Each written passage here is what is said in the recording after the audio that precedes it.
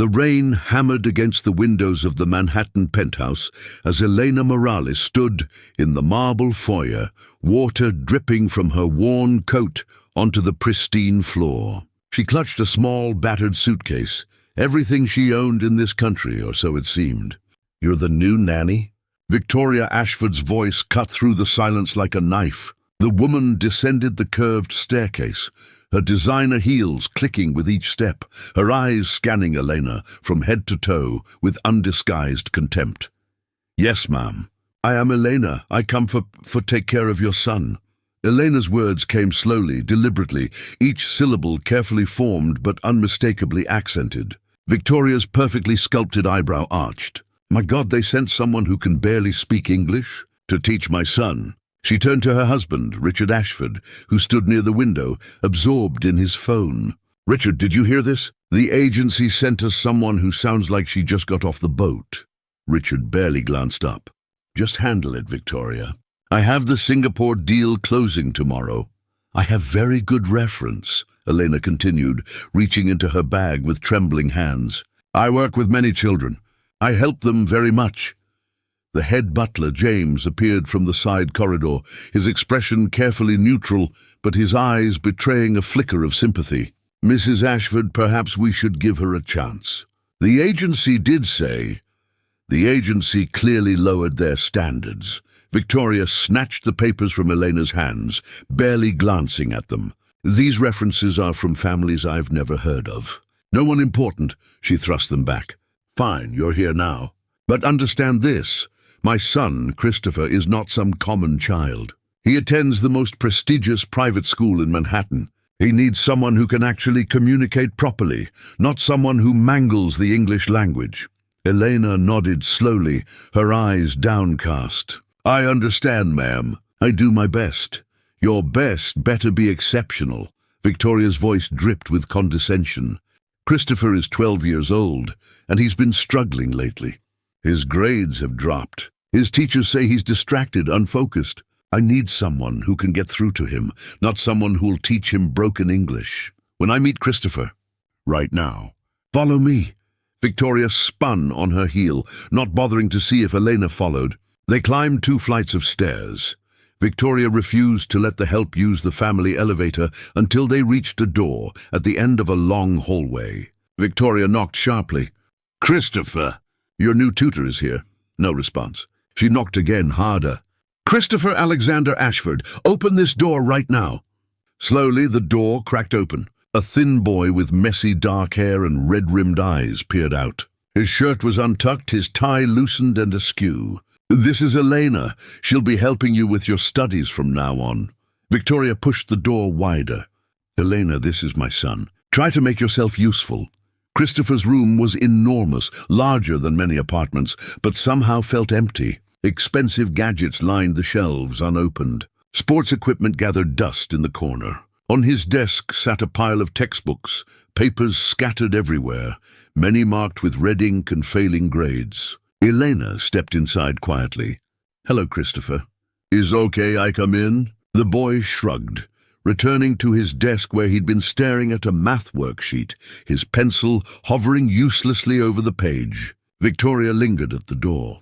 "He has a test tomorrow. Advanced algebra. He's failing the class. Fix it." With that, she left, her footsteps echoing down the hallway. Elena stood for a moment, taking in the room, the boy's hunched shoulders, the defeat in his posture. She pulled up a chair beside him, moving slowly, non-threateningly. "Is difficult, yes? The math?" She pointed at the paper. Christopher didn't look at her. "What would you know about it? You probably can't even read it." The word stung, but Elena's expression remained gentle. "Maybe you're right. Maybe I not understand. But maybe you explain to me. Sometimes when we teach, we learn." "That doesn't even make sense." Christopher finally looked at her, his young face twisted with frustration and something else. Fear, perhaps. "Nothing makes sense anymore. Everyone expects me to be perfect like my dad, but I'm not. I'm stupid. You're not stupid. How would you know? You just got here. You don't know anything about me. You can barely even speak English." Elena was quiet for a long moment. Then she pointed at a problem on his worksheet. "This one. You try show me how you solve." Christopher sighed dramatically, but picked up his pencil. As he worked through the problem, Elena watched not his calculations, but his approach, how he held the pencil, how his eyes darted around the page, how he squinted at certain numbers. Downstairs, in the vast living room, Victoria had assembled her usual afternoon circle, 3 other wealthy mothers from the private school circuit, each with a glass of wine and an opinion about everything. "So the agency sent you a non-English speaker?" Martha Pennington laughed, her voice shrill. "How delightfully diverse of them." "Don't even start," Victoria groaned. "I'm giving her 1 week. If Christopher's grades don't improve, she's gone. I have a reputation to maintain. Can you imagine what the other parents would think if they knew I had hired someone so unrefined?" "Where is she even from?" asked Jennifer Chen, another mother. "I don't know. Mexico, Guatemala. Does it matter? Somewhere they clearly don't teach proper English." Upstairs, Elena had finished observing Christopher's work. She noticed patterns, how he confused certain numbers, how he skipped steps not out of carelessness, but because he couldn't track them visually on the page. "Christopher," she said softly, "when you read the letters, they move sometimes, they jump on page." The boy's pencil stopped. He looked at her sharply, defensively. "What are you talking about?" "Is okay. I ask only because I see how you work. You very smart, but maybe eyes make trick on you." Christopher's face flushed red. "I don't have any problems. My eyes are fine. Everyone says I'm just not trying hard enough. My dad says I'm lazy. Your papa wrong. You not lazy. I see you try very hard." Elena pulled out a piece of colored paper from her bag, a soft blue sheet. "Try write problem on this. Same problem, but different color." "This is stupid." But Christopher took the paper, and as he wrote out the equation, something shifted. His shoulders relaxed slightly. His pencil moved more confidently. "Better?" Elena asked. Christopher didn't answer, but she saw the answer in his eyes. Surprise, relief, a flicker of hope. That evening, as Elena made her way to her small room on the ground floor, next to the laundry room, because that's where the help stayed, she overheard Victoria on the phone. "No, Mother, I'm not being too harsh. You didn't hear her speak. It's embarrassing." "I come for take care your son?" Victoria mimicked Elena's accent mockingly. "I mean, really. What was the agency thinking? I have half a mind to call them right now and demand a replacement." Elena stood in the dark hallway, her hand on the doorknob to her room, and for a moment, just a moment, she considered leaving, walking out, catching the next bus back to Cambridge, back to her real life, back to her office with her name on the door and her degrees on the wall. But then she thought of Christopher's face when he wrote on that blue paper, the slight easing of that constant tension in his young shoulders. She opened her door and went inside. Tomorrow would be another day, and she had work to do. The next 3 weeks became a study in humiliation for Elena, though she endured it all with quiet dignity. Every morning she arrived at Christopher's room at 7 sharp, only to hear Victoria's cutting remarks as she passed. "Oh good, she's on time at least." Small miracles. Or did Christopher try to actually learn something today, despite the language barrier? The other household staff kept their distance, except for Maria, one of the housekeepers, who occasionally offered Elena a sympathetic smile. But even Maria didn't dare speak to her much. Victoria had made it clear that fraternizing with the help was discouraged. What no one noticed, because no one bothered to look, was that Christopher had started to change. Slowly, almost imperceptibly, but change was happening. Elena had developed a system. Every session began the same way. Colored overlays for his reading materials, broken down problems written in large, clear handwriting on cream-colored paper, and, most importantly, time. Time to think, time to process, time to not feel rushed or stupid. "The test is today," Christopher said one morning, his anxiety palpable. "My math test. I'm going to fail it. I always fail. You not fail. You ready?" "How do you know?" "You're not even a real teacher." The words landed like a slap, but Elena didn't react. "Maybe I'm not real teacher, but you real student. Smart student. You work hard. You ready?" That afternoon, Christopher came home from school earlier than usual. Elena was in the kitchen. Victoria had started assigning her other tasks, mocking her light workload, when she heard the front door slam. Victoria's voice rang out, "Christopher, how did the test go?" Elena moved to the doorway, staying out of sight but listening. "I don't know. It was hard. Did you at least pass?" "I said I don't know, Mom." "God, why do you always assume the worst?" "Don't take that tone with me, young man. With all the money we're spending on that school, on tutors, on that woman who can barely string two sentences together. Her name is Elena." "Excuse me?"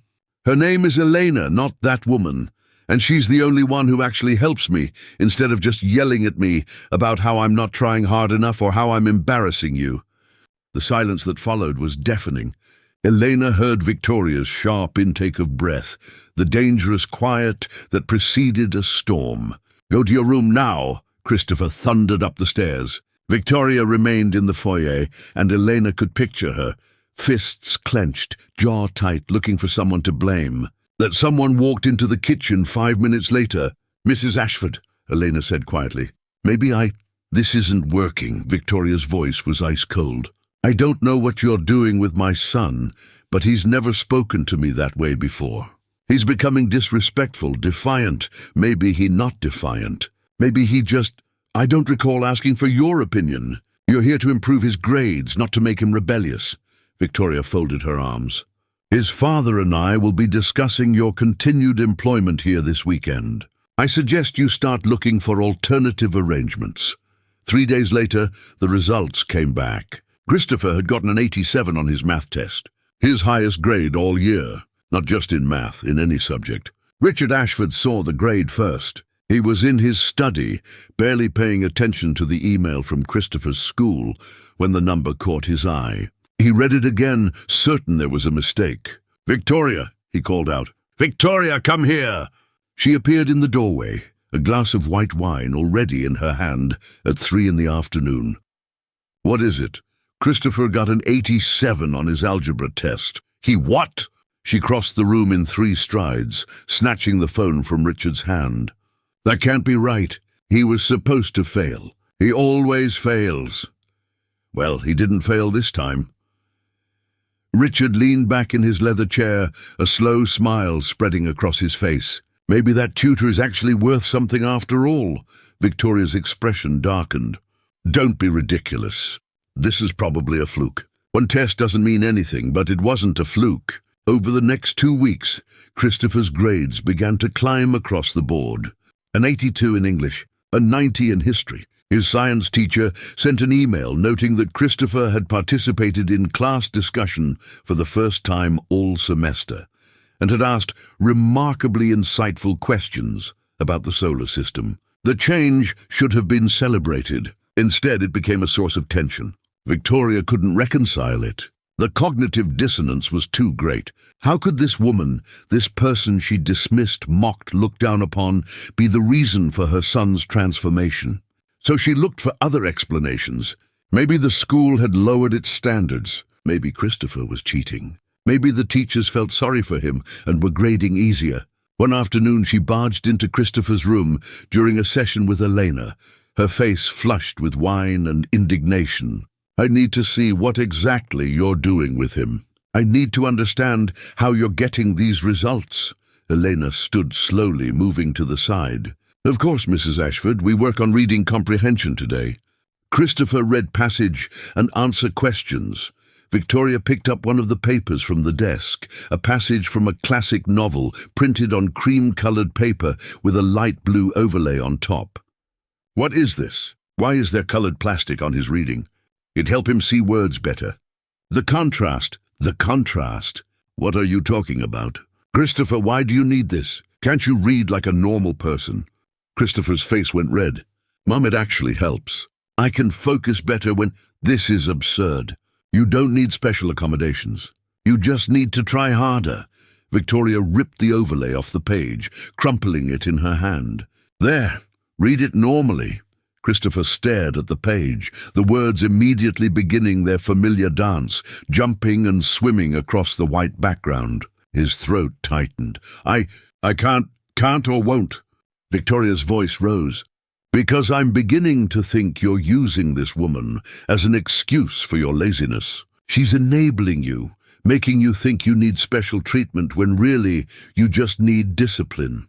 "Mrs. Ashford, please." Eleanor's voice was calm but firm.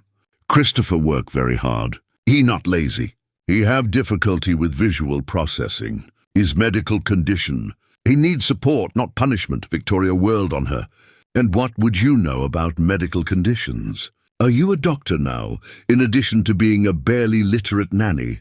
The room fell silent. Christopher looked at Elena with stricken eyes, waiting for her to defend herself, to say something cutting back. But Eleanor simply said, "I know what I observe. Christopher, smart boy. He just need right tools." "Right tools? Right tools?" Victoria laughed, a harsh, bitter sound. "I've given him everything. The best school, the best tutors before you, the best opportunities. If he can't succeed with all of that, maybe the problem is him, not the tools." "Victoria," Richard's voice from the doorway made everyone jump. He'd been standing there unnoticed for the last minute of the conversation. "That's enough. Richard, I'm just trying to—" "I said that's enough." He walked into the room, his presence filling the space. Richard Ashford wasn't a large man, but he carried the weight of power with him everywhere. "Our son's grades have improved more in the last month than in the entire previous year. Whatever Elena is doing, it's working. But you don't understand what she's—" "I understand that you're looking for reasons to discredit her because you can't accept that someone you look down on might know something you don't." Richard's words were measured, but they cut deep. "Leave them alone. Let her work." Victoria's face went through a series of emotions: shock, anger, humiliation. Finally, she turned and stalked out of the room, slamming the door behind her. Richard looked at Eleanor for a long moment.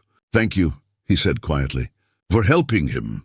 Then he too left, leaving Elena and Christopher alone. The boy was shaking. I'm sorry she said those things to you." Eleanor sat down beside him, placing a gentle hand on his shoulder. "You not need sorry.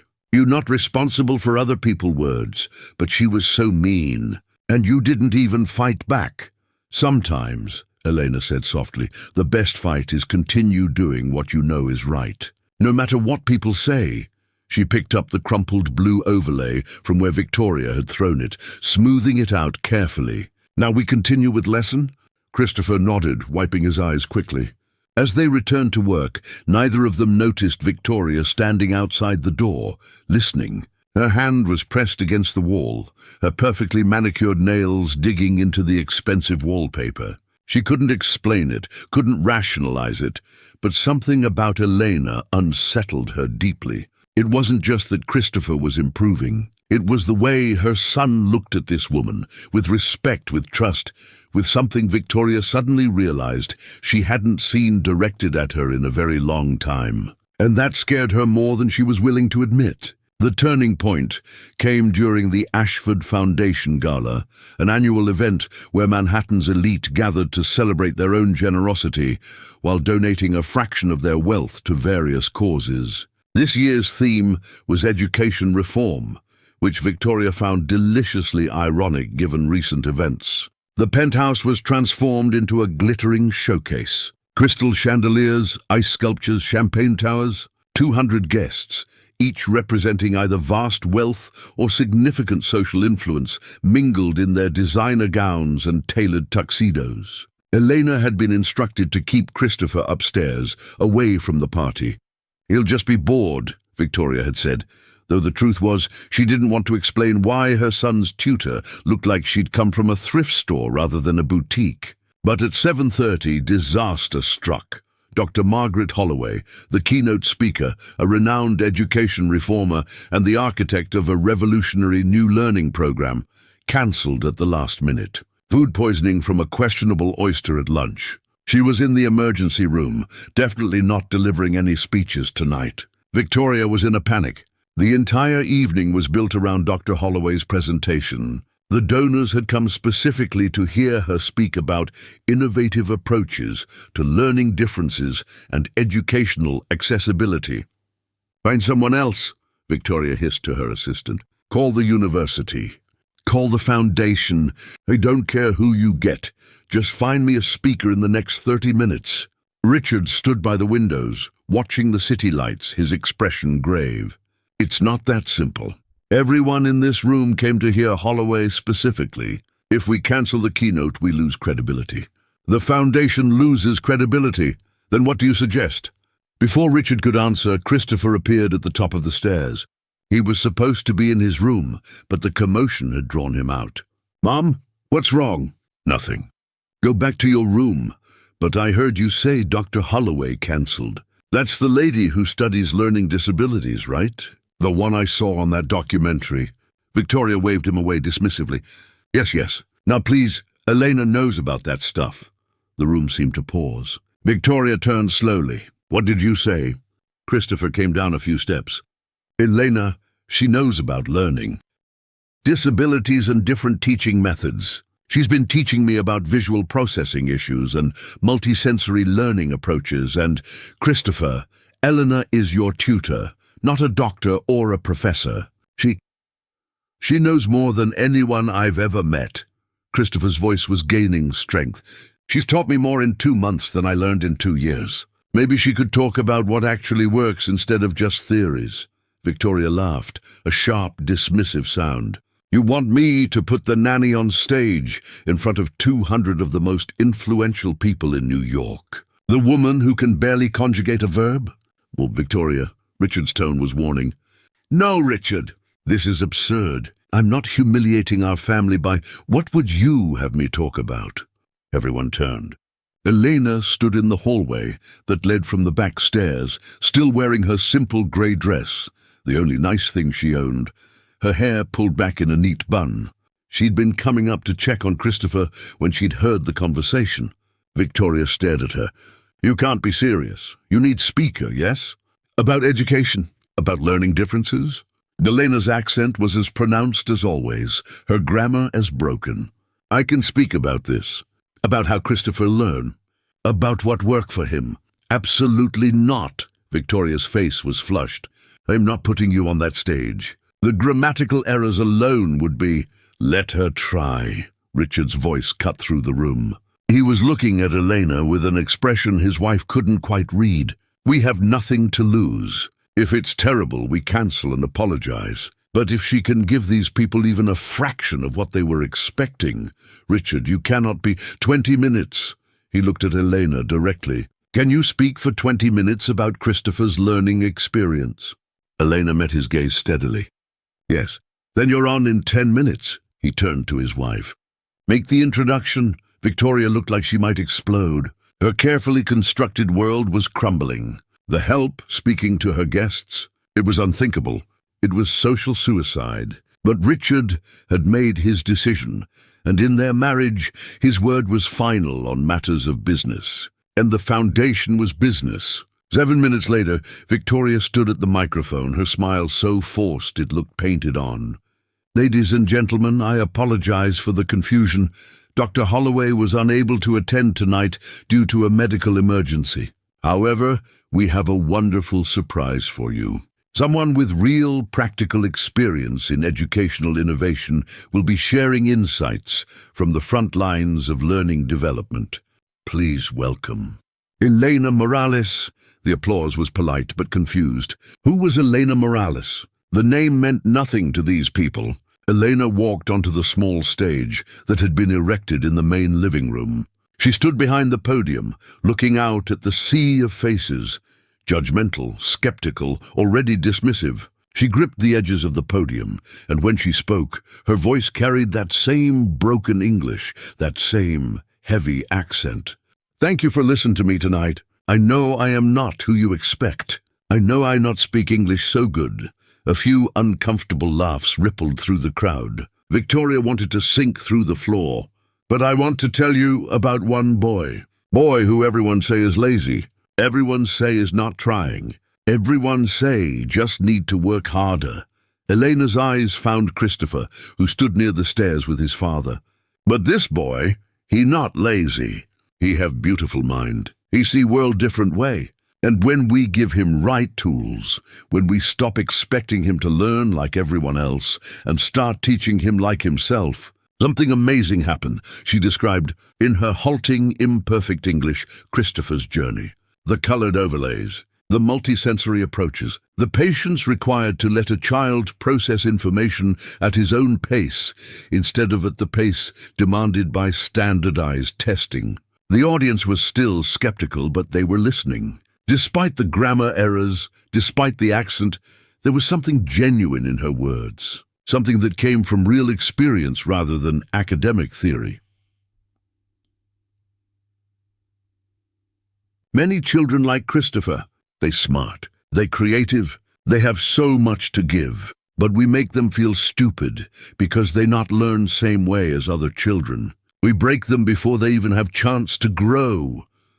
Victoria stood at the back of the room, her arms folded, her face a mask of barely contained rage. This was going better than she'd feared, which somehow made it worse. Elena spoke for exactly 20 minutes. When she finished, the applause was warmer than it had been at her introduction, though still mixed with confusion and uncertainty. As Elena stepped off the stage, she came face to face with Victoria. "That was adequate," Victoria said coldly. "But don't think this changes anything. You're still the help. You still can barely speak English properly. And tomorrow, we're going to have a serious conversation about whether you're still the right fit for this family." Elena simply nodded. "Yes, ma'am." But as she walked away, she heard whispers from the crowd. "Did you hear what she said about visual processing? My grandson struggles with reading. The part about patience versus pressure, that was actually quite insightful. Who is she exactly? Does she have credentials?" Richard heard the whispers too. He watched Elena disappear into the back hallway, then turned to his wife. "Victoria, I think we need to talk." "Not now, Richard." "Yes, now." He guided her toward his study, away from the guests. Once inside with the door closed, he turned on her. "What exactly is your problem with this woman?" "My problem? Richard, did you not see that spectacle? She embarrassed us in front of everyone who matters. She saved the evening. Those people were listening. They were engaged. They were being polite." Victoria's composure was cracking. "She sounds like a refugee, Richard. She can barely form a sentence. And you put her on stage representing our family? Her son's grades have improved dramatically. She clearly knows what she's doing. That's not the point." Then what is the point?" Richard's voice rose. "Explain it to me, Victoria, because from where I'm standing, the only problem here is your own prejudice." Victoria's face went white, then red. "How dare you?" "I am not prejudiced. I simply have standards. I have expectations for the people who work in our home, who interact with our son, who represent our family." "Standards, right." Richard laughed bitterly. "This is about class, isn't it? About your precious social standing. God forbid someone who doesn't sound like she went to boarding school actually have something valuable to contribute. You're twisting this. You're making me sound like a villain when all I want is the best for our son." "The best for our son?" "Victoria, when was the last time you actually spent time with Christopher? When was the last time you asked him about his day, his struggles, his thoughts? That woman out there knows our son better than you do, and that's what really bothers you." The words hung in the air like a grenade. Victoria's eyes filled with tears, not of sadness but of fury. "Get out of my study, Richard. Go back to your guests. I need a moment." He left without another word. Victoria stood alone in the study, shaking. She poured herself a vodka, straight, no ice, and downed it in one swallow. She thought about Christopher's face when he talked about Elena, the respect there, the trust. She thought about the whispers she'd heard tonight, the grudging acknowledgement that maybe, possibly, this immigrant woman with broken English might actually know something worth knowing. And she thought about what that meant for her image, for everything she'd built. In that moment, Victoria made a decision. Elena had to go, not because she was failing, but because she was succeeding. And that success made Victoria feel small in a way she could never forgive. Tomorrow she would make sure of it. The crisis came on a Tuesday afternoon, 3 days after the gala. Richard Ashford stood in his corner office, staring at the skyline, but seeing nothing. His phone lay on the desk, still warm from the call that had just ended, the call that had effectively destroyed a deal 18 months in the making. "Mr. Ashford?" His assistant Karen appeared in the doorway. "The Singapore investors are on line 3. They're asking for clarification on the proposal terms. Tell them I'll call back." "Sir, they said they need an answer by 5 p.m. their time." "That's in 2 hours." Richard rubbed his temples. The Singapore deal was supposed to be his crowning achievement, a multi-billion-dollar infrastructure project that would cement Ashford Industries as a major player in Asian markets. But somewhere in the translation of documents, terms had been misunderstood, cultural nuances missed. What he'd thought was agreed upon turned out to be deeply offensive to the investment group's traditional values. "They're threatening to walk," Karen said quietly. "Mr. Chen said your proposal demonstrated a fundamental lack of cultural understanding and respect." Richard had worked with translators, had hired consultants, but none of them had caught the errors until it was too late. And now, with the deal collapsing, he was looking at catastrophic financial losses and irreparable damage to his company's reputation. Meanwhile, at home, Christopher was facing his own crisis. He sat at his desk, staring at an acceptance letter from the Metropolitan Youth Scholars Program, an elite academic competition that brought together the brightest students. In the city for a week-long intensive study program, culminating in presentations to a panel of judges. Christopher had been nominated by his school, a huge honor. But there was a problem. He had to give a 15-minute presentation on any topic of his choice. In front of judges, in front of other students, in front of everyone. The old Christopher would never have considered it. The kid who couldn't read without words swimming, who couldn't focus, who everyone said was lazy, that kid would have turned down the nomination immediately. But the new Christopher, the one who'd discovered he wasn't stupid, just different, that Christopher desperately wanted to try. Except he was terrified. "I don't know if I can do it," he told Elena that afternoon during their session. "What if I mess up? What if I freeze? What if the words on my notes start jumping around and I can't read them?" Elena sat beside him looking at the acceptance letter. "What you want to present about?" "I was thinking, maybe about learning differences. About how different students need different approaches. But I don't know if that's good enough. And I don't know how to organize it. And, Christopher," Elena's voice was gentle but firm, "you can do this. You have good idea, important idea. You just need right preparation. But the presentation is in 2 weeks. How can We work together. Every day, I help you prepare." She pulled out a fresh sheet of cream-colored paper. "First we write what you want to say, then we practice more, until words feel natural, until you can say them, even if notes disappear." Christopher looked at her with something close to hope. "You really think I can do this?" "I know you can." They worked through the afternoon, Christopher's initial outline taking shape. Elena asked questions, pushed him to clarify his thoughts, helped him structure his argument. They were so absorbed in their work that neither noticed Victoria standing in the hallway outside, watching through the partially open door. She'd come home early, ostensibly to check on things, but really because she'd been unable to concentrate at her charity luncheon. The gala speech still haunted her.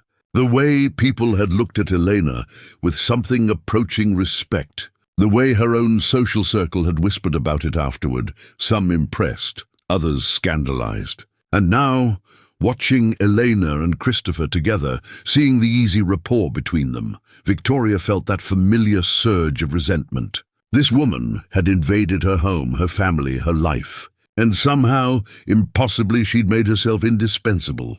That evening at dinner, a rare occasion when all 3 Ashfords were actually at the table together, Christopher made his announcement. "I got accepted to the Metropolitan Youth Scholars Program.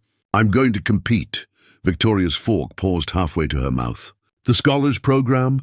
"Christopher, that's wonderful, but are you sure you're ready for something that competitive?" "Elena's helping me prepare." "Elena!" Victoria set down her fork with deliberate care. Of course she is. Richard, distracted by his own crisis, barely registered the conversation. That's good, son. Glad to hear it. The presentation is in 2 weeks. I'm going to talk about learning differences and why schools need to accommodate different learning styles. Now Richard looked up. That's quite ambitious. Elena says I have important things to say about it, since I've experienced it myself. Victoria's laugh was brittle. Elena says, Elena thinks, has anyone considered that maybe Elena isn't qualified to make these judgments? That maybe she's filling your head with ideas that aren't appropriate? What's not appropriate about talking about learning differences? Christopher's voice rose defensively. I just think you should be careful about taking advice from someone who isn't properly credentialed. Victoria, Richard's tone carried a warning. I'm just saying that there are actual experts in education, people with degrees and experience who Elena has more experience than anyone. Christopher stood abruptly, his chair scraping against the floor. She's the only one who's actually helped me. She's the only one who doesn't make me feel stupid. Christopher, sit down. No! I'm sick of this. I'm sick of you treating her like she's nothing when she's the only reason I'm not failing out of school. He threw his napkin on the table and stormed out. Silence descended. Victoria stared at her plate. Richard returned his attention to his phone, where another email from Singapore had just arrived. Another problem, another complication. This is getting out of hand, Victoria said quietly. What is? This attachment Christopher has formed. It's not healthy. He respects his tutor. That seems perfectly healthy to me. It's more than respect, Richard. He's defensive of her, loyal to her. It's like she's trying to replace me as his... Stop! Richard's voice was sharp. Just stop, Victoria. Our son is doing well in school for the first time in his life. He's confident. He's happy. And all you can focus on is your own insecurity. That's not fair, isn't it? Richard stood.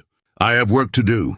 We'll discuss this later, but later never came, because the next morning everything exploded. Richard's Singapore deal completely collapsed. The investors pulled out, issuing a scathing public statement about Ashford Industries' cultural insensitivity and incompetence. The company's stock dropped 7% in 2 hours. Richard sat in his study at home. He couldn't face going to the office, surrounded by papers and frantic calls from board members demanding explanations. Christopher found him there at 3 in the afternoon. Dad, are you okay? Richard looked up, and Christopher was startled to see how exhausted his father looked. How defeated. I'm fine, son. Just some business complications. Is it the Singapore thing? I heard Mom talking about it on the phone. Richard sighed. Yes, it's complicated. Cultural misunderstandings, translation issues. Things that seemed clear turned out to be offensive. And now, everything I've worked toward for 18 months is gone. Christopher sat down in the chair across from his father's desk. Elena says that understanding how people communicate differently is one of the most important skills you can have. Does she? Richard's tone was flat, uninterested. Yeah. She says that just because someone says things differently doesn't mean they're wrong or that you can't understand them. You just have to listen in a different way. Richard looked at his son, really looked at him. When did you get so wise? I'm not wise. Elena is. Christopher hesitated. Dad, what if Elena could help with the Singapore thing? Christopher, this is a multi-billion-dollar international business deal. It's not like tutoring algebra, but isn't it kind of about the same thing? About figuring out how to communicate with people who think differently, who see things differently. Richard was about to dismiss the idea entirely when something stopped him. He thought about Elena's speech at the gala, how she talked about understanding different perspectives, about meeting people where they were instead of expecting them to come to you. It's too late anyway. The deal is dead, but what if it's not? What if you could call them and explain that you understand what went wrong and you want to fix it? Christopher, I appreciate what you're trying to do, but just talk to her. Please, what do you have to lose? What did he have to lose? The deal was already gone. His reputation was already damaged. Could it get worse? 20 minutes later, Elena stood in Richard Ashford's study for the first time. She'd been summoned by Christopher, who'd refused to take no for an answer. "Mr. Ashford," she said quietly, "Christopher say you have problem with business in Singapore?" Richard gestured to the stack of papers on his desk. "I'm sure Christopher means well, but this is extremely complex. There are cultural nuances, language barriers. What go wrong?" Richard found himself explaining, even though he wasn't sure why. Maybe because he was desperate. Maybe because his son believed in this woman so completely. Maybe because he had nothing left to lose. He described the deal, the proposal, the terms that had seemed straightforward but had somehow caused deep offense. The breakdown in communication. Elena listened without interrupting. When he finished, she was quiet for a long moment. "You have documents. Original proposal and their response?" Richard handed over the files. Elena read through them slowly, her brow furrowed. Her lips moved slightly as she worked through the technical language. "Here," she said finally, pointing to a section. "This part. You use word that in English mean partnership of equals. Yes. Yes, that was the intention. But in Chinese business culture, this phrasing can imply you think you above them. That you condescending. They see this as you acting superior when you should show respect for their longer history, their greater experience in region."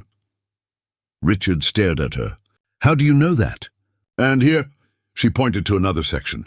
"You talk about aggressive growth timeline. In English, aggressive is positive, mean ambitious, energetic. But direct translation to Mandarin, this word have negative meaning. Sound like you want to attack, to dominate. Is insult?" Richard leaned forward. "But the translators looked at this. Multiple translators. They translate words. But words not same as meaning. Not same as cultural context." Elena looked up at him. "You hire translators, but you not hire cultural mediators. You assume good translation enough. But language, not just words. Language is culture, history, relationship." For the first time in days, Richard felt a spark of something. Not hope exactly, but possibility. Even if you're right, it's too late. They've already pulled out. Maybe not too late to apologize. To show you understand mistake. To show you want to learn. Elena paused. In Chinese business culture, admitting error with humility and genuine understanding is very important. More important than in Western culture, where we try to hide mistakes or blame others. Richard pulled out his phone, looking at the email from Mr. Chen, the lead investor. The one that had ended with, "We cannot work with partners who do not understand or respect our values." "What would you say?" he asked Elena. "If you were to respond to this?" "I would not respond by email.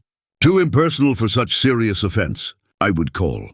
Or better, video call so they see your face, see your sincerity." "And what would I say?" Elena thought for a moment.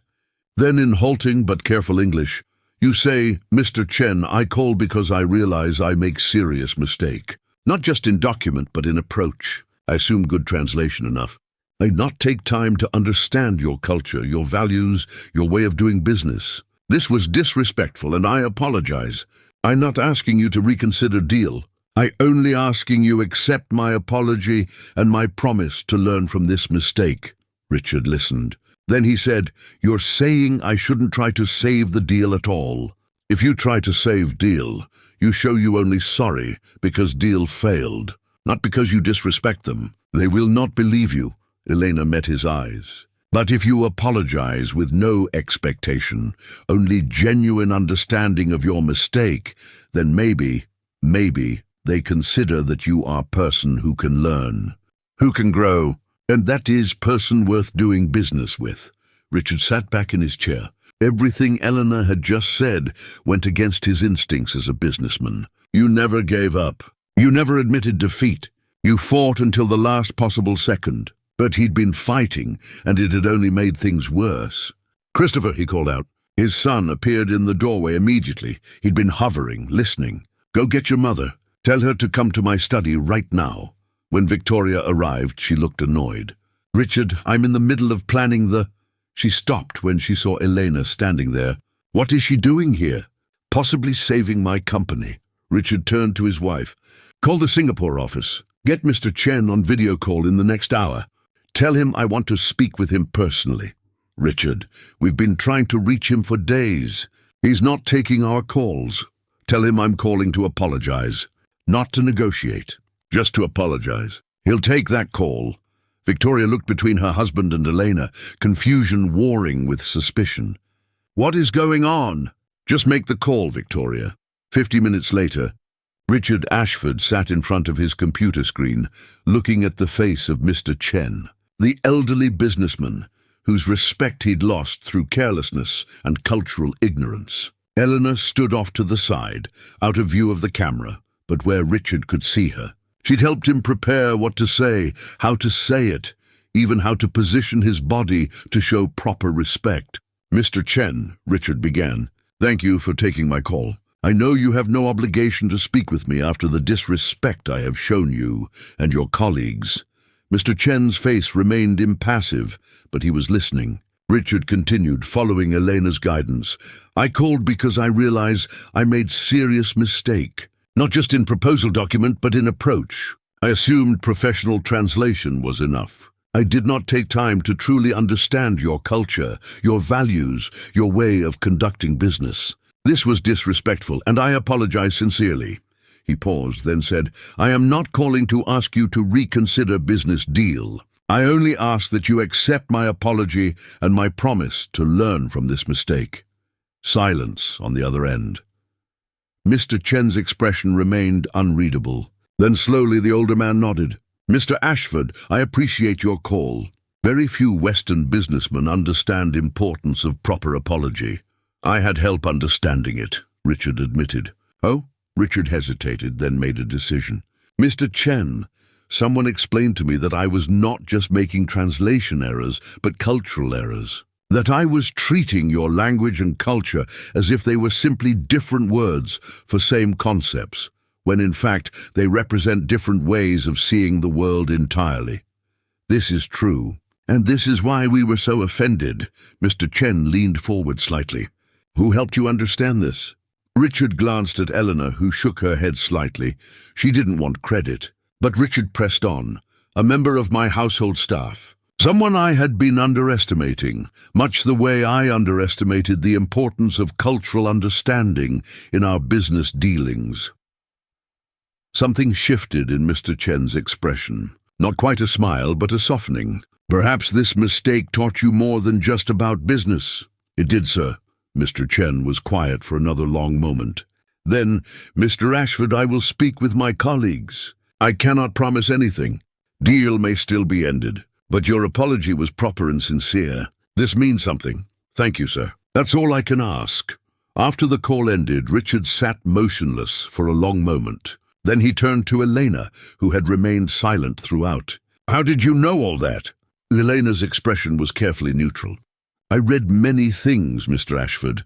I pay attention to culture, to language, to how people communicate. Where did you learn it? About Chinese business culture? No, is not so different from understanding how Christopher learned. You must see from other person perspective. Must understand their context. Must respect that their way of seeing is valid, even if different from yours. Victoria, who had been watching from the doorway, spoke up. This is absurd. You're telling me that our nanny just coached you through an international business crisis. She didn't coach me, Victoria. She taught me. There's a difference. But she's... Victoria stopped herself, but they all knew what she'd been about to say. Richard stood. She's what, Victoria? Uneducated? Unqualified? Beneath us? His voice was cold. She just demonstrated more cultural intelligence in 20 minutes than my entire team of consultants showed in 18 months. He turned to Elena. I don't know how to thank you. You not need thank me, Mr. Ashford. I only share what I observe. It was more than that. Richard studied her face, seeing her, really seeing her for the first time since she'd arrived in his home months ago. Elena, who are you, really? For a long moment, Elena said nothing. Then quietly, I am person who help where I can. That is all, but it wasn't all. Not anymore. Because the next day, Christopher's school called with news that would change everything. His teacher, Mrs. Patterson, wanted to meet with the family. Christopher's presentation proposal for the Youth Scholars Program had been flagged, not because it was bad, but because it was so sophisticated, so well-researched, that the faculty wanted to understand where the ideas had come from. "They think I plagiarized it," Christopher told Elena that afternoon, his voice shaking. Mrs. Patterson said the concepts and arguments were beyond typical seventh-grade comprehension. "She wants to meet with you and my parents tomorrow." Elena's expression remained calm. "Is okay, we explain. You not plagiarize. Ideas are yours. I only help you organize them. But what if they don't believe me? What if they disqualify me?" "They will believe you, because you understand what you wrote. When they ask you questions, you will have answers. Real answers from your real experience." The meeting was scheduled for 4 p.m. the following day. Victoria insisted on attending, though her reasons had nothing to do with supporting Christopher. She'd finally found her ammunition. If the school determined that Elena had been inappropriately involved in Christopher's work, she'd have grounds to fire the woman. Not for being incompetent, that clearly wouldn't stick anymore, but for overstepping her bounds. But when they all gathered in Mrs. Patterson's classroom, Richard, Victoria, Christopher, and Elena, what unfolded was not what Victoria had expected. "Christopher," Mrs. Patterson said kindly, "I want you to explain to me where you got the idea for your presentation topic." Christopher took a deep breath. "From my own experience, I have visual processing issues that make reading really hard. For years, teachers told me I just wasn't trying. But Elena, my tutor, she figured out what was really wrong and helped me find strategies that work. And the research about different learning modalities, the references to Gardner's theory of multiple intelligences." Christopher looked confused. "I don't know what that is." Mrs. Patterson pulled out Christopher's proposal. "In your outline, you reference spatial, kinesthetic, and linguistic learning channels and discuss the limitations of standardized assessment in capturing cognitive diversity. These are fairly advanced educational theory concepts." Christopher's face fell. He looked at Elena, lost. Elena spoke up quietly. "Mrs. Patterson, may I explain? You're the tutor, correct?" "Yes, ma'am. Please, go ahead. Christopher and I, we talk about his learning every day. We discuss what work, what not work. He tell me, when I see things in color, I understand better.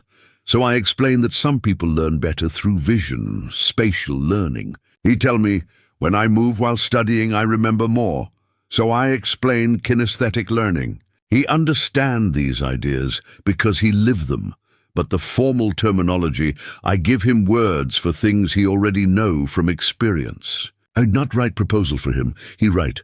But I help him understand that what he experience has names, has research behind it. That he not alone in how he learn." Mrs. Patterson looked at Christopher. "Is that accurate?" "Yes. Elena doesn't do my work for me. She helps me understand myself. And then I write about what I understand." The teacher was quiet for a moment, studying Christopher's face, then Elena's. Finally she said, "All right. Christopher, I'm going to ask you some questions about your proposal. Not to catch you in a lie, but to see if you truly understand the concepts. If you can answer them, I'll approve your participation in the program." What followed was 20 minutes of questions, and Christopher answered every single one. Not with perfect terminology, not with textbook definitions, but with genuine understanding born from lived experience. He explained how learning differences weren't deficits, but variations. How accommodations weren't cheating, but access. How standardized testing measured only a narrow range of intelligence and excluded countless students who thought differently. He spoke with passion, with clarity, with conviction. When he finished, Mrs. Patterson was smiling. "Christopher, that was excellent. Your presentation is approved. I think you're going to do very well at the competition." Victoria, who had been waiting for the trap to spring, found her mouth hanging open. Richard was beaming with pride. As they left the school, Christopher threw his arms around Elena. "Thank you. Thank you for believing in me. I always believe in you. You teach yourself. I only show you how to see what's already there." In the car ride home, Victoria was silent. Richard kept glancing at her, but she stared out the window, her jaw tight. That evening, after Christopher had gone to bed, Victoria made her move. She found Elena in the small ground floor room, packing her meager belongings. "What are you doing?" Victoria demanded. Elena looked up. "I think maybe it's time for me to go, Mrs. Ashford. I haven't fired you. Not yet, but you will. I see it in your eyes." Elena's voice was gentle, not accusatory. "You not comfortable with me here? I make you feel, I don't know English word, like you are less than threatened," Victoria supplied bitterly. "The word is threatened. Yes, threatened, and I not want to make you feel this way in your own home." Victoria stood in the doorway, emotions warring across her face. She should be relieved. The problem was solving itself. Elena was leaving voluntarily, but instead Victoria felt something unexpected: shame. "Why did you come here?" she asked suddenly. "Really? You clearly don't need this job. You know things that no ordinary nanny would know. So why are you here, pretending to be something you're not?" Elena was quiet for a long time. Then she said, "Maybe I need to remember something." "Remember what?" "That knowledge, not in how you speak, is in what you understand. That wisdom, not in accent or grammar, is in compassion and attention." Elena looked directly at Victoria. "I think I come here to learn same lesson you learning now, Mrs. Ashford. And what lesson is that? That we all human beings, no matter how we talk, where we come from, what job we do, and when we forget that, when we think some people worth more than others because of how they sound or look or where they born, we become very small, very lonely." Victoria felt tears burning in her eyes. She hated it, hated this woman for making her feel this way. "Don't leave," she found herself saying. The words came out before she could stop them. Elena looked surprised. "Mrs. Ashford, Christopher needs you. For the competition. For his continued progress." Victoria swallowed hard. "And apparently my husband's business needs you too, so stay, please." It wasn't an apology. Not quite, but it was as close as Victoria could come. Elena nodded slowly. "I stay until after Christopher's presentation. Then we see." "That's fair." Victoria left, closing the door behind her. In the hallway, she leaned against the wall, her perfectly manicured hands shaking. Everything she'd believed about worth, about class, about who mattered and who didn't, it was all crumbling, and she didn't know how to rebuild. Upstairs, Richard had been listening from the top of the stairs. He'd heard everything. He thought about calling Mr. Chen back, about his collapsed deal that might somehow still be salvageable, about his son who had found his voice, about his wife who was finally painfully beginning to see past her own prejudices. And he thought about Elena, quiet, patient, unassuming Elena, who had walked into their lives and turned everything upside down simply by being exactly who she was. Who was she really? Tomorrow, he decided. Tomorrow he would find out. Richard Ashford spent the next morning doing something he'd never done before, investigating his own employee. He started with the references Elena had provided when she'd first arrived, the families she'd worked for. He called them personally, bypassing the polite reference letters that had seemed so unimpressive to Victoria months ago. The first call was to a Mrs. Chen in Boston, no relation to his Singapore contact, just a coincidence. "Elena Morales?" Mrs. Chen's voice warmed immediately. "Oh yes, she was wonderful with our daughter. Lucy had severe dyslexia, and Elena worked with her for just 3 months before she had to leave. But in that time, Lucy went from hating school to actually enjoying reading." "Why did Elena leave?" "What? She said it was only temporary work for her, that she had to return to her regular position. I assumed she meant another tutoring job." "Did she ever mention what that position was?" "No, she was quite private about her personal life. But I remember thinking she was overqualified for nanny work. The way she understood learning disabilities, the strategies she used, they weren't things you'd pick up from casual experience." The second reference yielded similar information. And the third, each family spoke of Elena with genuine affection and gratitude. Each noted that she'd only stayed for a short time.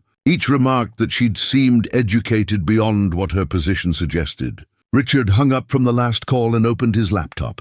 He typed Elena Morales into the search engine, adding education and learning disabilities as additional terms. The results were overwhelming. Pages and pages of academic articles, research papers, conference presentations. But it was the fifth result that made him stop breathing. A faculty page from Harvard University. Dr. Elena Morales, Ph.D., Professor of Cognitive Development and Educational Psychology, specializing in learning differences, multilingual education, and the intersection of language and cognition. Richard clicked through to her faculty profile. The photograph showed the same woman, though in the picture she wore professional attire, her hair styled differently, her expression confident and authoritative. Her CV was staggering. PhD from Stanford, postdoctoral work at Oxford, 15 years of research, dozens of published papers, awards for teaching excellence, grants from the National Science Foundation. One of the papers was titled Linguistic Prejudice and Educational Access, How Accent Bias Affects Perception of Intelligence. Richard sat back in his chair, his mind reeling. The woman they'd been mocking for months, the woman Victoria had dismissed as barely literate, was one of the foremost experts in her field. She'd been conducting research on them, on how they treated her. He thought back to her speech at the gala, the broken English that had seemed so authentic. Was any of it real, or had it all been an act?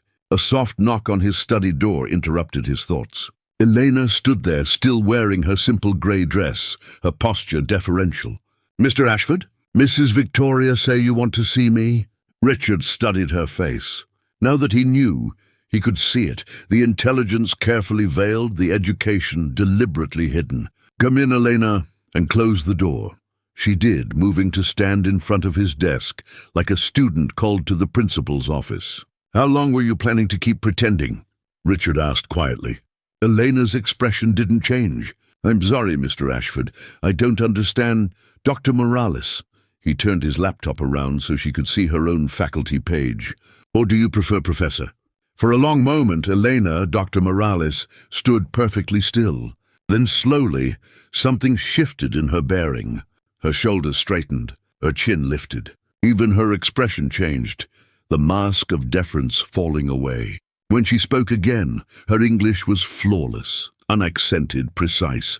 "I prefer Elena, actually. And to answer your question, I wasn't planning to keep pretending much longer.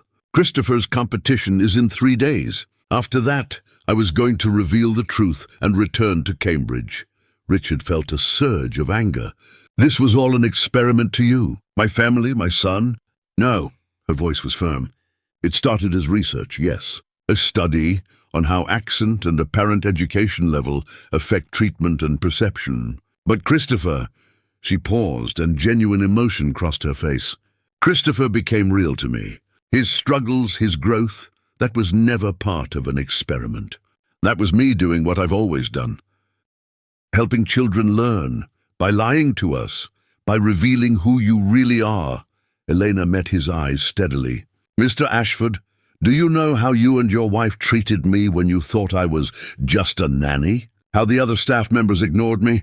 How your wife's friends laughed at my accent behind my back? That doesn't excuse. I'm not asking for excuses. I'm showing you truth." She moved closer to his desk. "I've spent my entire career studying how linguistic prejudice affects educational access. How children who speak with accents or use non-standard English are automatically perceived as less intelligent. How adults who don't fit narrow definitions of educated are dismissed, regardless of their actual knowledge or capabilities. So you decided to prove your theory by infiltrating our home." "I didn't infiltrate. I applied for a legitimate position. The agency knew my qualifications. I gave them my real credentials. Your wife chose not to look past the first page because my presentation didn't match her expectations." Richard wanted to argue, but he couldn't, because she was right. "The Singapore deal," he said. "Did you really know about Chinese business culture, or was that part of the act too?" "I really know it. I spent 2 years doing postdoctoral research in Beijing. I'm fluent in Mandarin, Cantonese, and 3 other languages. The broken English was a construct, Mr. Ashford. My accent was fake, but my knowledge was real. Richard ran his hands through his hair. Christ, Victoria is going to lose her mind. Are you going to tell her? Shouldn't I? Elena considered this. That's your choice, but perhaps you should consider when and how. Christopher's competition is in 3 days. He's prepared, he's confident, he's ready. If you reveal this now, it might destabilize him, or it might show him that he's been working with someone even more qualified than he knew. It might also make him question whether anything about our relationship was real. Elena's voice softened. I care about that boy, Mr. Ashford. What started as research became genuine connection. I don't want to hurt him. Then why did you do it at all? You could have studied Prejudice in a dozen other ways. Because academic papers don't change minds, statistics don't change hearts. But lived experience, watching your son transform, seeing your business crisis solved by someone you dismissed as incompetent, that changes everything. There was a long silence. Finally, Richard said, you could have destroyed us. You have evidence of how we treated you. You could publish it, ruin our reputation. I'm not interested in destruction, Mr. Ashford. I'm interested in growth, in people learning to see past their prejudices. She paused. Besides, you're already learning. You apologized to Mr. Chen. You saw past your assumptions. That was real progress, because you manipulated us into it. I gave you the opportunity to choose differently. You made the choice. Richard shook his head, a reluctant smile forming. You're either a brilliant educator or a con artist. Can't I be both? For the first time, Elena, Dr. Morales, smiled fully. It transformed her face, made her look younger, more alive. What happens now? Richard asked. Now we let Christopher compete. We let him have his moment. After that, she shrugged. After that, you decide what you want your family to learn from this experience. Over the next 3 days, life in the Ashford house continued as if nothing had changed. Elena maintained her role, her accent, her deference. But Richard found himself watching her differently, seeing the act for what it was. He noticed how she sometimes slipped, how her grammar was perfect when she was focused on teaching Christopher, then broke again when Victoria entered the room. How she sometimes had to consciously slow her speech and add the accent. How her eyes would sharpen with analysis when Victoria said something particularly condescending, as if she were taking mental notes. Christopher, oblivious to the truth, continued preparing for his presentation with growing confidence. Elena worked with him every evening, helping him refine his arguments, practice his delivery, anticipate questions. Victoria, meanwhile, had retreated into an uneasy truce. She didn't mock Elena anymore, but she didn't engage with her either. She watched from a distance, confused by her own conflicting feelings. The night before the competition, Richard found Christopher in his room, staring at his note cards. Nervous? Richard asked, sitting on the edge of the bed. Terrified, Christopher admitted. What if I freeze up there? What if people laugh at me? They won't laugh. You know your material. You've lived it. Elena says that even if I forget everything, I just need to speak from my heart. That my experience is valid even without perfect words. Christopher looked at his father. She's pretty amazing, isn't she? Richard felt a pang of guilt. Yes, son, she really is. I wish, Christopher hesitated. I wish Mom could see her the way I do. The way you're starting to. Maybe she will. In time. The next morning, they all drove to the Metropolitan Youth Scholars venue, a prestigious auditorium at Columbia University. Hundreds of students and their families filled the seats. The judges sat in the front row, professors, education administrators, foundation directors. Christopher was scheduled to present at 2 p.m. He sat backstage, his hands shaking as he held his note cards. Elena knelt beside him. You remember what we practice? I remember. But Elena, what if? No, what if? You speak your truth. That all you need to do. Victoria watched this interaction from across the backstage area. She saw the trust on her son's face, the genuine care in Elena's expression, and something inside her cracked. She walked over. Christopher, Elena, may I speak with you both? They looked up, surprised. Victoria took a deep breath. Christopher, I need to tell you something, and I need to apologize. She looked at Elena. To both of you. Mom, what? I've been terrible to Elena since the day she arrived.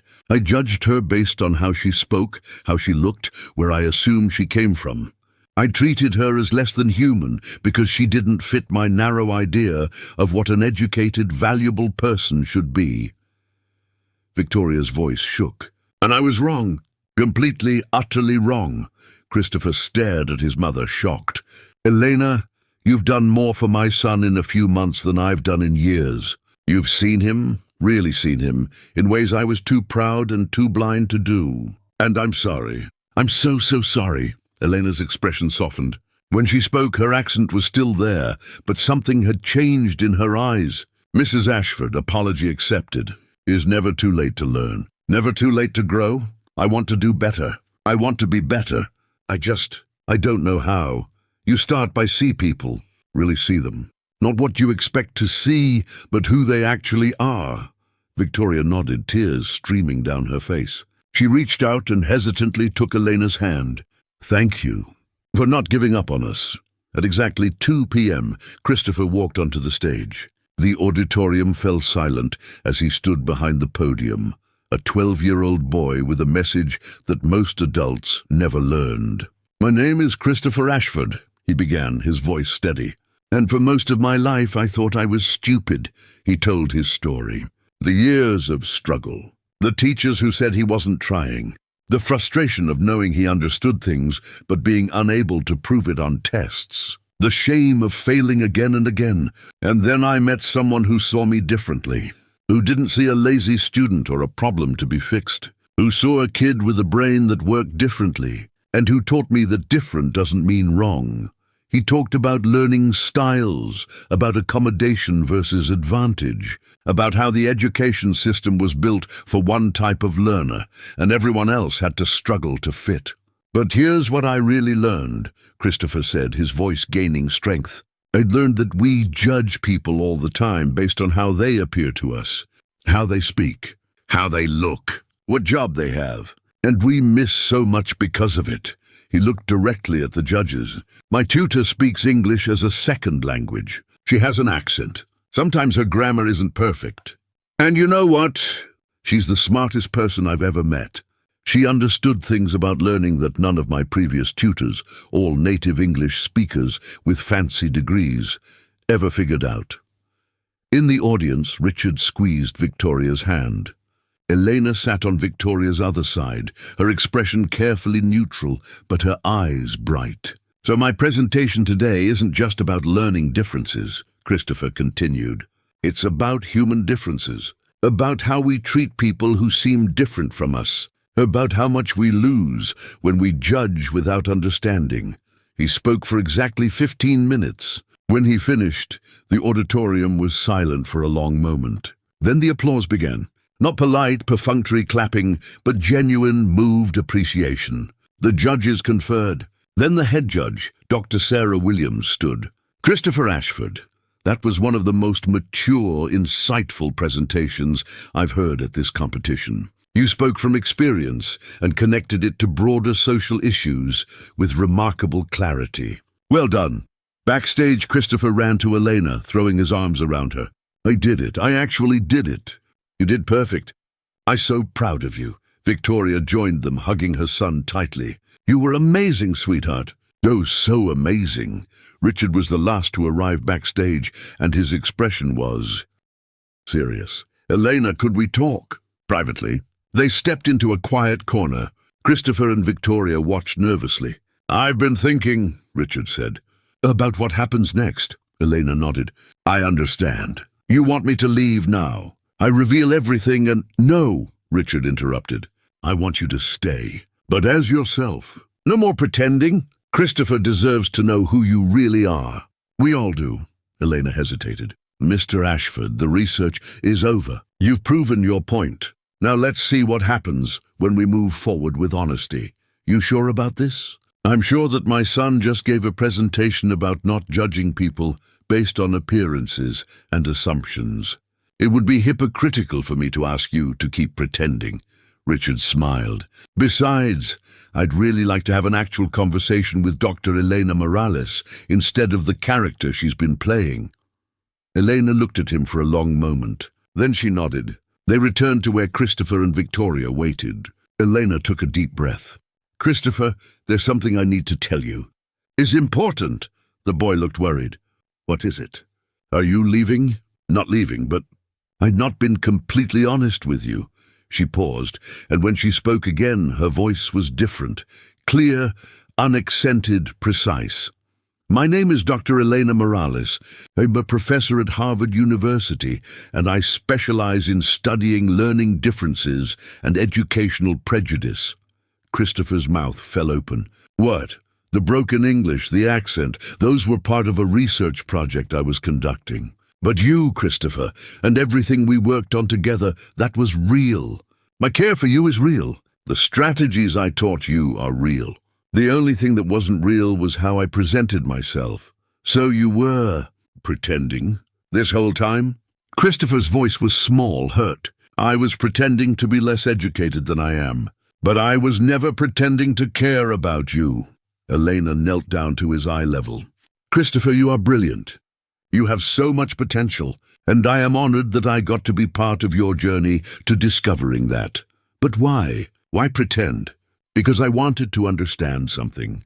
I wanted to see how people treat someone they think is uneducated, someone with an accent, someone who doesn't fit their expectations of intelligence. And what I found, she glanced at Victoria, what I found is that people often miss extraordinary things because they're looking for the wrong signs. Christopher was quiet, processing.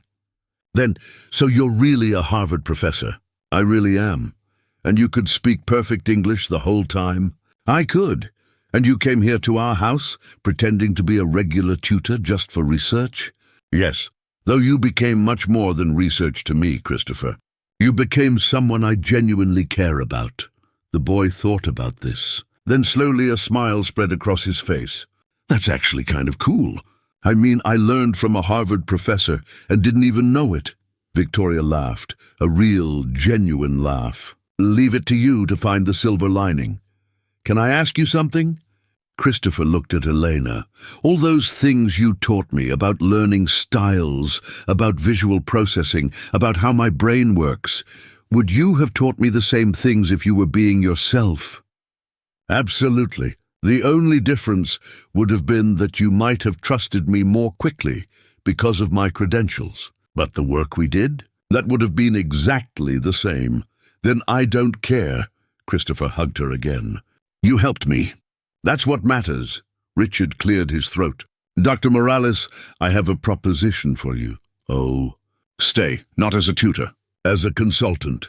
Help me understand how to make Ashford Industries more culturally intelligent. Help our foundation actually make a difference in education instead of just throwing money at problems. And most importantly, continue working with Christopher, but as yourself.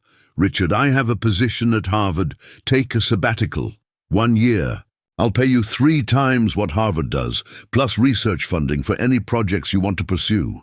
Richard's business instincts had kicked in. You've already proven that direct intervention changes minds better than academic papers. Imagine what you could do with real resources, real access, real impact. Victoria added, and I'll help. With the foundation, I want to learn how to actually see people, not just look at them. She glanced at Elena. If you're willing to teach me. Elena looked at the 3 of them, this family that she'd studied, manipulated, but also grown to genuinely care about. They were flawed, privileged, sometimes oblivious, but they were also capable of growth, of change, of becoming better. 1 year, she said finally. But I have conditions. Name them. We document everything. The transformation, the learning process, the mistakes and successes. And at the end, we publish it. Not to shame you, but to show others that change is possible. Agreed. And Christopher continues to be my priority. His education, his growth, that comes first. Absolutely. And one more thing. Elena looked at Victoria. You come with me sometimes. When I work with other families, other children, You see how privilege blinds us, how prejudice hurts everyone. You don't just learn about it, you witness it. Victoria swallowed hard. That sounds uncomfortable. Growth usually is. Then I accept. They shook hands, not as employer and employee, not as wealthy family and hired help, but as partners in transformation. 6 months later, Christopher placed second in the National Youth Scholars Competition. His presentation had been refined, expanded, and delivered with even greater confidence. He'd been interviewed by education magazines. He'd started a blog about learning differences that had thousands of followers. Richard's Singapore deal had been resurrected. Mr. Chen had been so impressed by Richard's genuine transformation and cultural humility that he'd brought the proposal back to his colleagues. The project moved forward with Elena as a cultural consultant, and it became a model for international partnership. Victoria had indeed accompanied Elena to other homes, other families. She'd sat in the cramped apartments of immigrant families, watched children struggle in underfunded schools, listened to stories of prejudice and perseverance. And slowly, painfully, her worldview had expanded. The Ashford Foundation redirected millions of dollars toward programs that actually addressed educational inequity, guided by Elena's research and expertise. And Elena herself discovered something unexpected. She'd come to the Ashford home to prove a point about prejudice. She'd found instead a reminder that people could change, that privilege and arrogance weren't permanent conditions, that even the most closed minds could open if given the right catalyst. On the last day of her contracted year, Elena stood in the same foyer where she'd first arrived, looking at her reflection in the mirror that had once shown her a woman deliberately diminished. "So you're really leaving?" Christopher stood on the stairs, no longer the struggling, frustrated boy she'd first met. "I'm returning to Harvard." "But I'll visit, and you'll come see me in Cambridge. We'll stay in touch. It won't be the same." "No, it won't. It'll be different." "But different doesn't mean wrong, remember?" Christopher laughed. "You're never going to let me forget that, are you?" "Never!" Victoria appeared from the living room. Over the past months, she'd transformed too. Not in obvious ways. She still wore designer clothes, still lived in the penthouse. But something fundamental had shifted in how she moved through the world. "Elena, before you go," Victoria handed her an envelope. "I wrote this for you. You don't have to read it now. But someday, when you're writing about this experience, maybe it will be useful." Elena took the envelope. "What is it?" "My side of the story. What it felt like to be confronted with my own prejudice. How much I hated you for making me see it. How terrified I was of changing." Victoria's eyes were damp. "And how grateful I am that you didn't give up on us." They embraced, these two women from such different worlds who had somehow found common ground. Richard drove Elena to the train station himself. As they sat in traffic, he said, "You know, you could have destroyed us. Published your research with our names attached. Shown the world how badly we behaved. That was never the goal." "What was the goal?" Elena thought about this. "To prove that intelligence has nothing to do with accent. That wisdom isn't measured by grammar. That every person we dismiss might be someone extraordinary if we just bothered to really see them." "Did you prove it?" "I think so." "But more importantly, you proved something too." "What's that?" "That even people born into privilege, raised with prejudice, can choose to be better. It's not easy, it's not comfortable, but it's possible." Elena smiled. "That's actually more important than my original hypothesis." At the station, Richard helped her with her bags, the same battered suitcase she'd arrived with, plus several new ones filled with memories. "Will you really come back to visit?" "I promised Christopher, didn't I?" "I meant for all of us." "You've become part of this family, Elena. The real you, not the character you played." "Then yes. I'll come back." They shook hands, but Richard pulled her into a hug instead. "Thank you. For everything. For seeing my son when we couldn't. For saving my business. For saving my family. You saved yourselves." "I just held up a mirror on the train back to Boston," Elena pulled out Victoria's letter. Inside was a single page, handwritten in elegant script, dear Elena. I spent 42 years believing I was a good person, charitable, kind, open-minded. It took a woman with a fake accent and brilliant mind to show me I was none of those things. I was prejudiced, cruel, blind. You could have hated us, should have hated us. Instead, you taught us.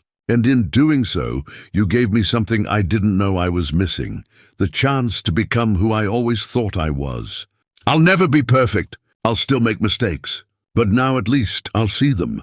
And I'll try to do better. That's your real gift. Not to my son, though you changed his life. Not to my husband, though you saved his company. To me, you gave me the gift of sight. Thank you for laughing last. And thank you for teaching us why. Victoria. Eleanor folded the letter carefully and looked out the window as Massachusetts countryside rolled past. She'd come to the Ashford home as Dr. Elena Morales, renowned professor, playing the role of Elena, the humble nanny. She'd left as simply Elena, someone who had touched lives, changed minds, and proven that the greatest lessons often come from the most unexpected teachers. In her bag was a manuscript, the study she'd been conducting, but she'd already decided the Ashfords' names would remain anonymous. Their transformation would be documented, but their privacy protected. Because this was never about punishment.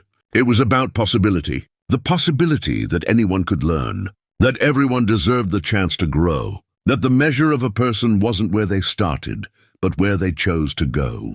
And in the end, wasn't that what education was really about? Her phone buzzed. A text from Christopher, already miss you.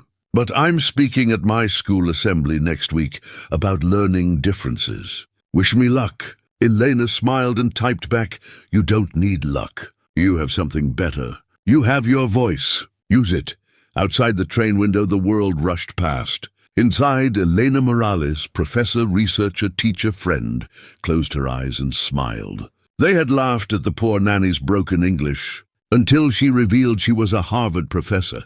But the real revelation wasn't her credentials. It was the lesson she'd taught them all, that worth isn't found in how we speak, but in what we say. That intelligence isn't measured by accent, but by understanding. That the most profound wisdom often comes wrapped in the most unexpected packages. And that sometimes the greatest gift we can give someone is the opportunity to see past their own blindness, and the grace to help them grow when they finally do.